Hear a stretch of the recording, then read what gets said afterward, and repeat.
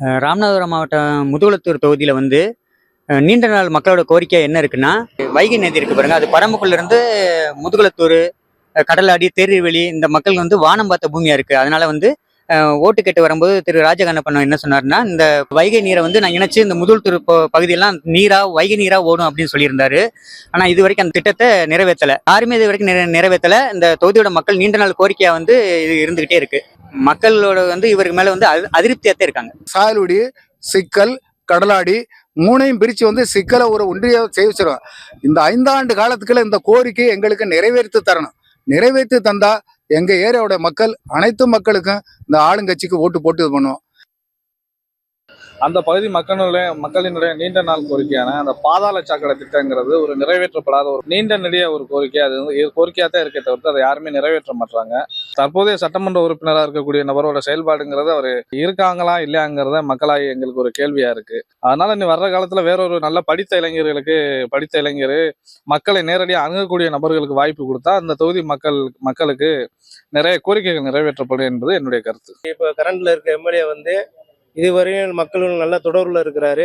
அவர் நல்ல செயலாற்றுறவர். அவர் மீண்டும் நின்றாலும் மக்களுக்கு வர்றதுக்கு வாய்ப்பு இருக்கு. மேல எந்த அதிருப்தியில பொதுமக்களுக்கு அதிருப்தி இல்லை. அவர் கட்சி பார்வையோடு இல்லாமல் மக்கள்கிட்ட நல்ல தொடர்புல இருக்காரு. பொதுமக்கள்கிட்ட நல்ல தொடர்புல இருக்கிறாரு. பொது சேவைகள் நல்லா செஞ்சு கொடுக்குறாரு. கூப்பிட்ட உடனே வந்து செஞ்சு கொடுக்குறாரு. போக்குவரத்து துறையில ஏதாவது பிரச்சனைன்னு போன் பண்ணா அதை நல்லா செஞ்சு கொடுக்குறாரு. அவர் மேல எந்த மக்களுடைய அதிருப்தி கிடையாது. ஒரு சில நன்மைகள் செய்திருந்தாலும் பெரும்பாலும் மக்களுக்கு எந்த நன்மை இல்லைங்கிறதான் அடிப்படையா இருக்கு. அவங்க கட்சிக்காரர்களுடைய வளர்ச்சி தான் இருக்கே தவிர மக்களுடைய நலத்திட்டங்கள் பணி எதுவுமே இல்லை. எங்க ஊர்ல இருந்து நெய்யார்களுக்கு போற ரோடு மிக மோசமா இருக்கு. கிட்டத்தட்ட 5-6 வருடங்களுக்கு மேலாச்சு அந்த ரோடு போட்டு. இது வரைக்கும் அந்த சாலை சரி செய்யப்படவில்லை. பரமக்குடி நகரங்கள் முழுவதும் செயல்பாடு ரொம்ப மோசமா இருக்கு. குடிநீர் தட்டுப்பாடு இருக்கு. மணல் திருட்டு தொடர்ந்து நடந்துகிட்டு இருக்கு. மக்கள் தான் தன்னெழுச்சியா போராடி கண்டுபிடிக்கிற அரசு அதிகாரிகளும் அரசியல்வாதிகளும் கண் மூடி தான் இருக்காங்க. அரசியல்வாதிகளோட துணையோடு தான் இந்த மணல் திருட்டுலாம் நடக்குது. அதெல்லாம் சரி செய்ய முடியல. இந்த நிலை மாறணும். இந்த நிலை மாறணும்னா நிச்சயமா நம்ம புதியவர்களை தேர்ந்தெடுக்கணும், நல்லவர்களை தேர்ந்தெடுக்கணும்.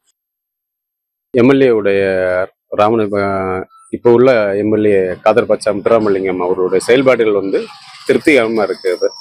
மறுமுறை வந்து அவங்க சீட் கிடைச்சி அவங்க கண்டிப்பாக வந்து ஜெயிப்பாங்கிற வந்து உறுதியாக சொல்லலாம்.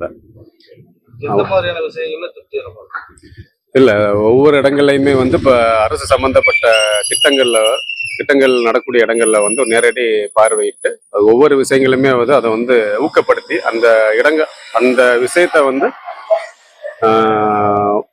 குயிக்கா வந்து முடிக்கிறதுக்குள்ள வழிமுறைகள் வந்து அது எல்லாமே பார்க்குறாங்க. இப்போ உள்ள எம்எல்ஏ அமைச்சர்கள் வந்து திமுக இருக்காங்க. எத்தனையோ வாக்குறுதி கொடுத்தாங்க. இது வரைக்கும் ஒன்றும் பெருசாக செயல்படுத்துகிற மாதிரி தெரியல. மீனவர் பிரச்சனை பெரும் பிரச்சனையாக இருக்குது. கடல் புறம் குடி போடுறாங்க. அவங்களுக்கான உரிமையை எதுவுமே கிடைக்கல. அவங்க போராடிட்டு இருக்காங்க. அதை பற்றி எதுவுமே கண்டுக்கிற மாட்டேங்கிறாங்க. அடுத்த எலெக்ஷன் வந்துச்சுன்னா கண்டிப்பாக மாற்றத்தை எதிர்பார்க்குறோம். மாற்றம் கண்டிப்பாக வேணும் ராமநாதபுரம் மாவட்டத்துக்கு.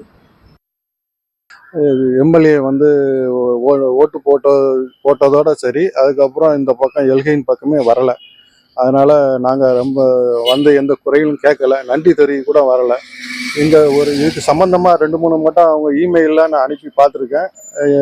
ஃபோன் பண்ணி விசாரிச்சிருக்கேன். எந்த ரெஸ்பான்ஸும் இல்லை. எங்கள் ஏரியாவில் வந்து அடிப்படை வசதிகள் ரொம்ப பிரச்சனையாக இருக்குது. போகிற பாதி கூட பிரச்சனையாக இருக்குது. தொகுதி எம்எல்ஏ வந்து இதை கவனத்தில் கொண்டு நல்ல நடவடிக்கை எடுக்கும்படி தாய்மையுடன் கேட்டுக்கொள்கிறேன்.